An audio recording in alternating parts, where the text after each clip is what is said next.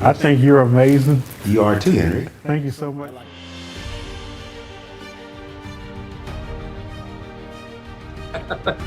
Well, Perry, you are awesome. Thank you, brother.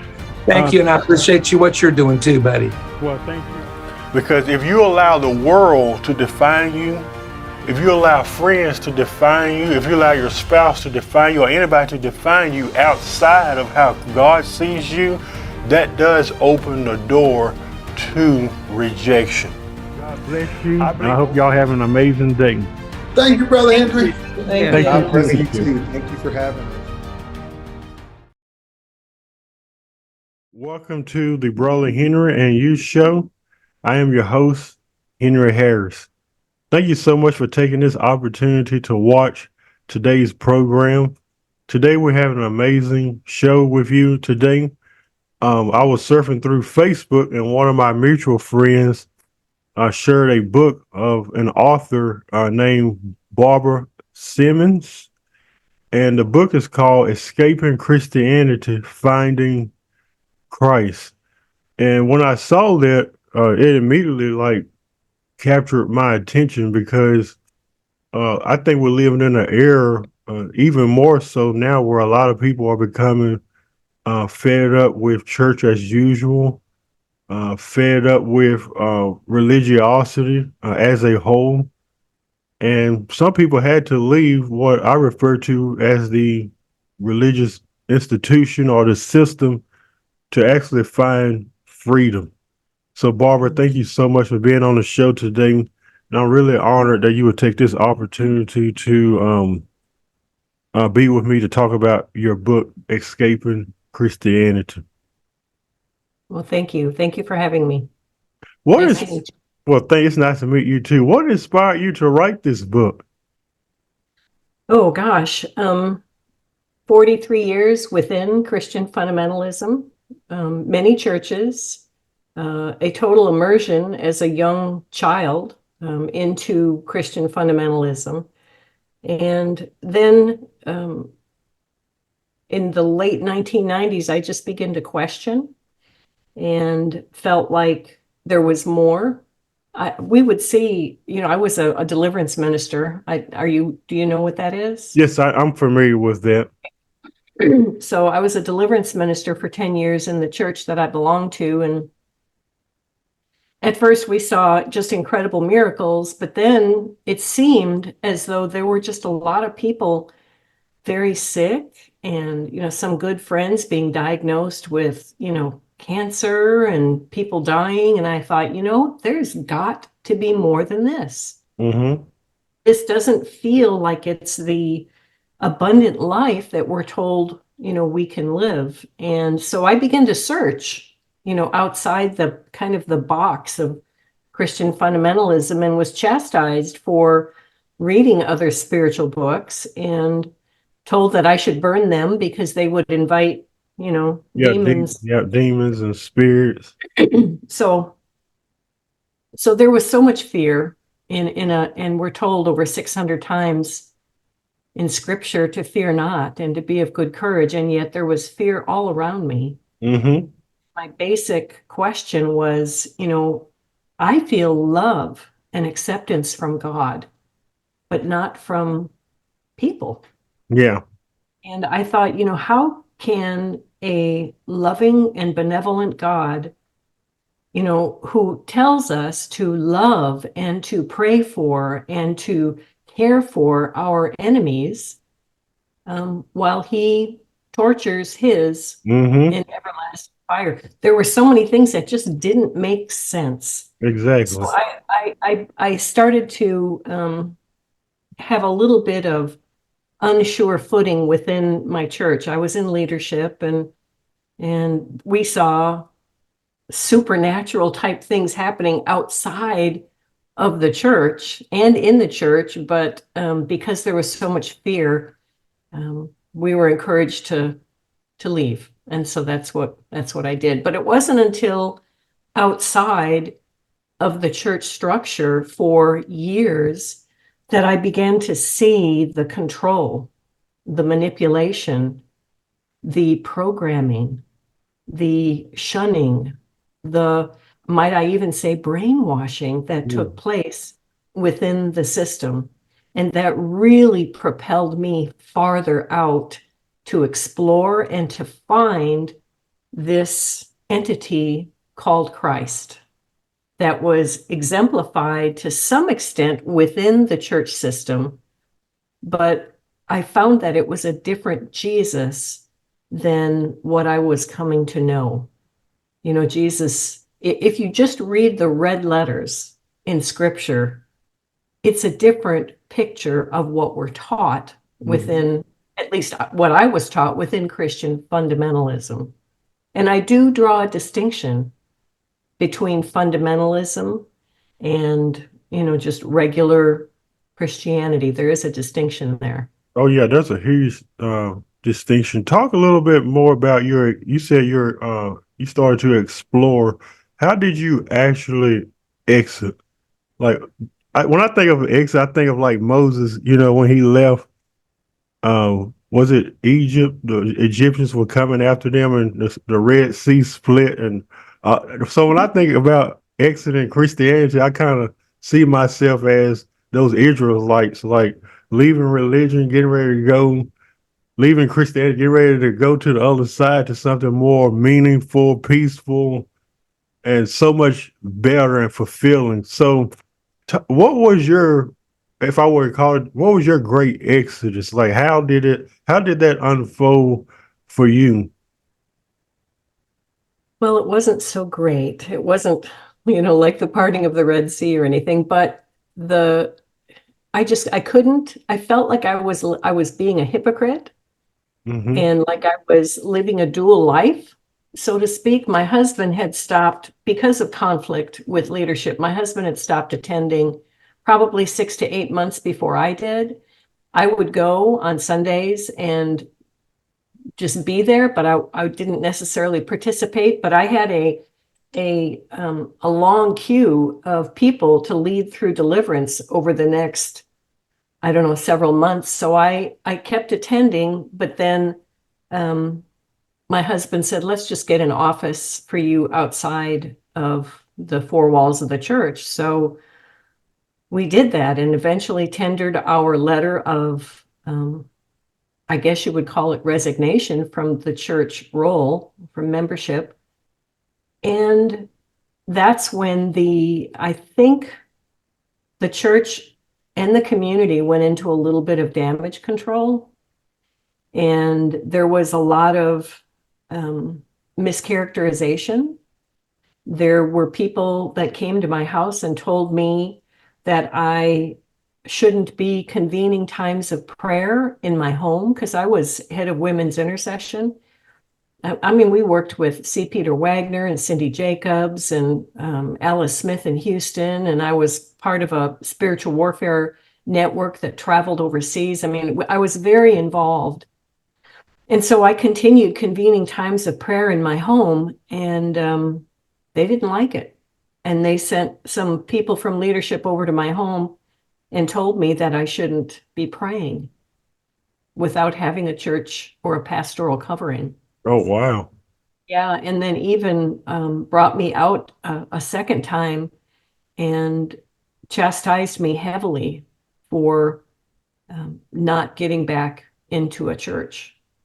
And so, and then, you know, the shunning and the being ostracized and all of that really served me. In retrospect, it served me because I had been tasting something of freedom.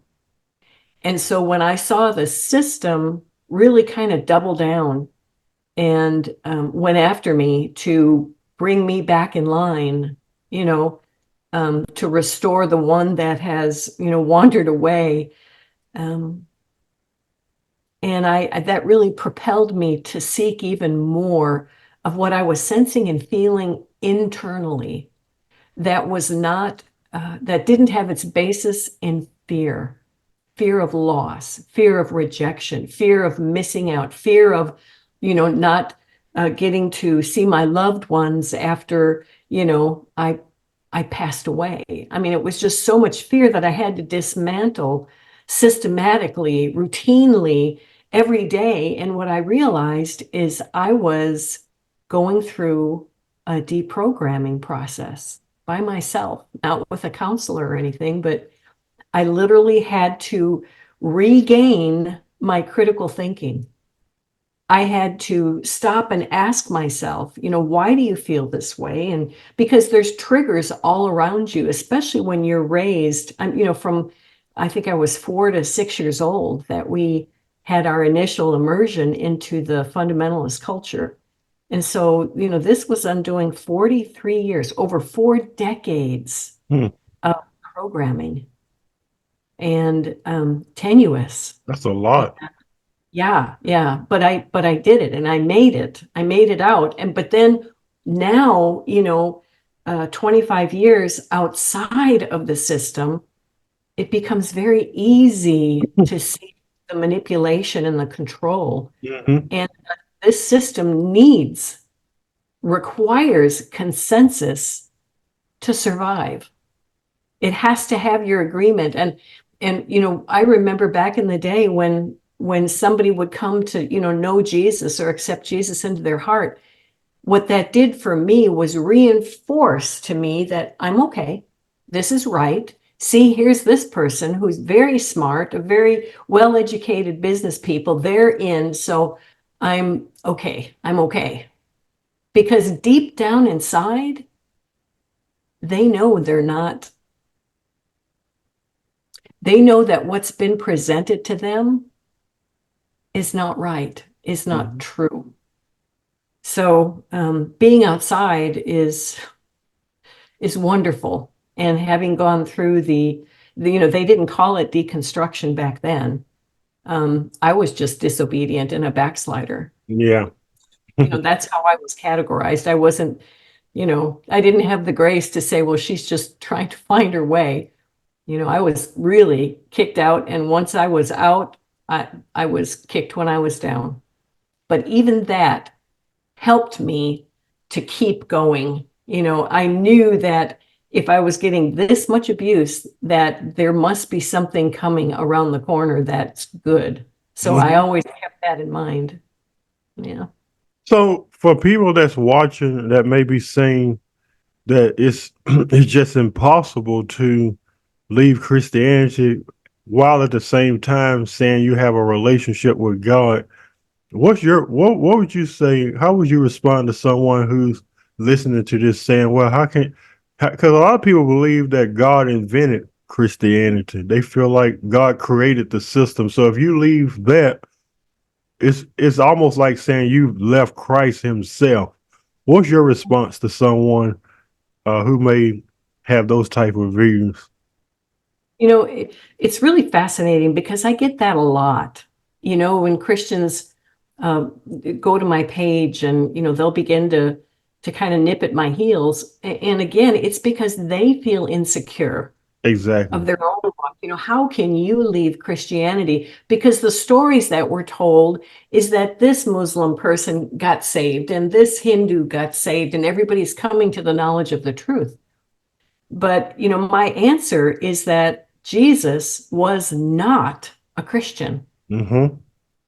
and he didn't come to start a religion. And if Exactly. anybody has any kind of wherewithal to study the scripture, he was helping people break free from religious encumbrances and the law. And so it's funny because I see people all the time quote the law. And, my answer is, do you realize that if you keep one of the law, that you're responsible for keeping the whole of it? Mm-hmm. And, that's 613 laws. And so, whom the Son sets free is free indeed. And, I can only encourage because I think that for me, religion had a place. It was like a womb. But there comes a time, Henry, when the womb is no longer life-giving. It's time to move to a different place of being. Mm-hmm. So the exit can be tenuous and hard. And, not only does the baby push its way out, but there's forceful contractions of the mother's womb helps to push the baby out. And so we see all of these great patterns of exodus in our, physiology that we can compare to our own exit as we leave behind the systems that no longer are life-giving. But we can appreciate those that are still in because they're just not done being formed yet. When you were part of Christianity, of course, and I know from experience, because when I was part of it, I had a lot of pastor friends, a lot of Christian friends. But as soon as I started to evolve, and as you said earlier, seeing God and Jesus in a whole different light that you would have never seen and encountered when you were part of that, we developed a lot of connections, a lot of friendships. I can think of one now that I was friends with for over at least 10 to 12 years, and all of a sudden they cut me off just like that. Pastors, we're not inviting him back. He's never coming back to our church, branded me as a heretic, wrong, all the stuff that they say, straying away from the truth and so forth. And that used to bother me at one time. I know it doesn't. What did bother me was that when I was part of the system, I really thought these were my friends. Um, can you tell us briefly a little bit about your experience with that? Because oftentimes when one leaves the religious establishment, it's like taking a huge risk of losing Mhm. your ministry, losing your influence, losing close friendships. Have anyone ever left you? Oh yeah, I had just a dear friend and I just love her. I love her today.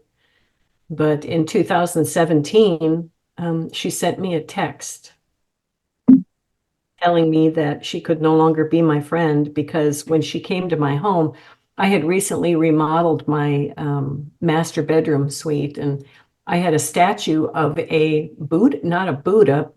Well, I guess it was a Buddha.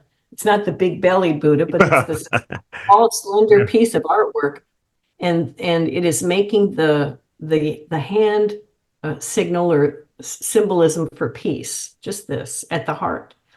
And I just thought, what a beautiful piece of art. And I bought it and put it in there. And she sent me a text in the following days saying that she could no longer be my friend because I had a Buddha statue in my home.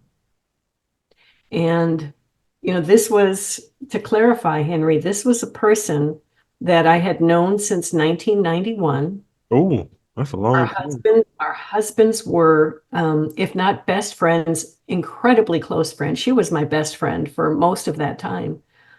We fed one another's children. They hung out together. Our kids hung out together. We traveled the world together, taking several trips, just the four of us, her husband and my husband, and she and I.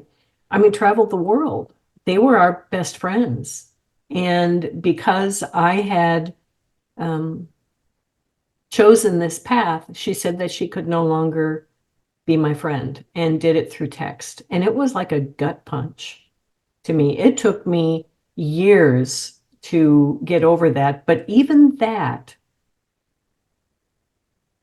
served to propel me farther into the discovery of truth and not and not going by knowledge, but by knowing. Hmm.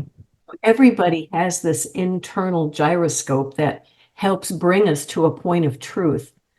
But a lot of our gyroscopes are filtered by thinking and teaching, especially fear of reprisal, of name calling, of mischaracterization.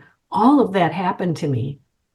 This is a small community here. The university is large, but the community that's not the student population is pretty small, and the word spread quickly. And I would go from seeing people in the grocery store and, hi, how you doing, to people seeing me in the grocery store and literally turning around Mhm. and walking the other way.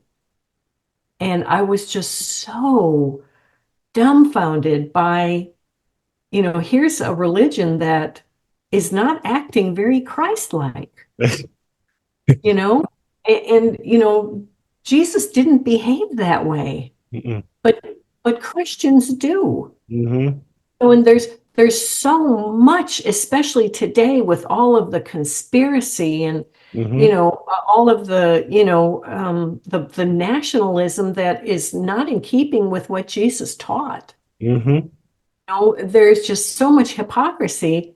But again, I was there, maybe not to the extent that it is today with all the politics, but I was there and I was covered over in this fear of loss. And so, it was very hard. And I'm sorry for your experiences too. I know what that pain feels like, and there's nothing like it. But Well, it is a path of the Christ, because he was betrayed as well. yeah, he was, and thank you for answering that question. It's definitely a process because it makes you question, and I'm not saying that the friendships weren't valid, but it makes you question the whole variety of the friendship. Like if you can just cut me off all because I've evolved, or maybe there's something about it I don't believe anymore. Let's say you don't believe in hell anymore. That alone, you're gonna lose a whole lot of people. Not just that, but just even when you start to question it, um, it's like taking a big risk um, when you do something like that. But I believe that a lot of people have done the same thing that you've done, had to leave the system. I really appreciate you sharing your story about it. And I believe that's going to provide a lot of freedom for those that are watching. You can order Barbara Symons' book, Escaping Christianity, on Amazon.com.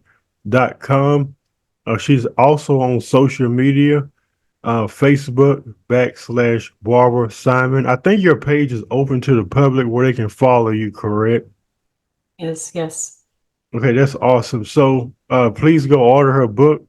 It may challenge you and may challenge your belief system, and you may end up being liberated and set free from the toxicity of religion and its attachments.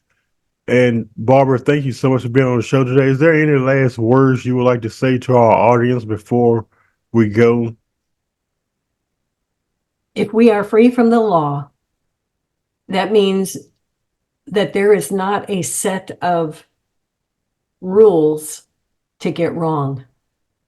We have a loving benefactor, a benevolent caretaker of our soul and of our spirit, and we can't get this wrong.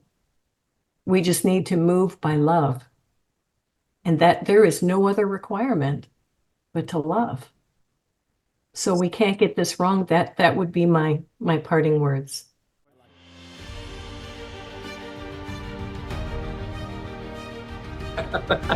Well, Perry, you are awesome. Thank you, brother. Thank you, and I appreciate you what you're doing too, buddy. Well, thank you. Because if you allow the world to define you, if you allow friends to define you, if you allow your spouse to define you, or anybody to define you outside of how God sees you, that does open the door to rejection. God bless you. And I hope y'all have an amazing day. Thank you, Brother Henry. Thank Thank you. you. God bless you too. Thank you for having me.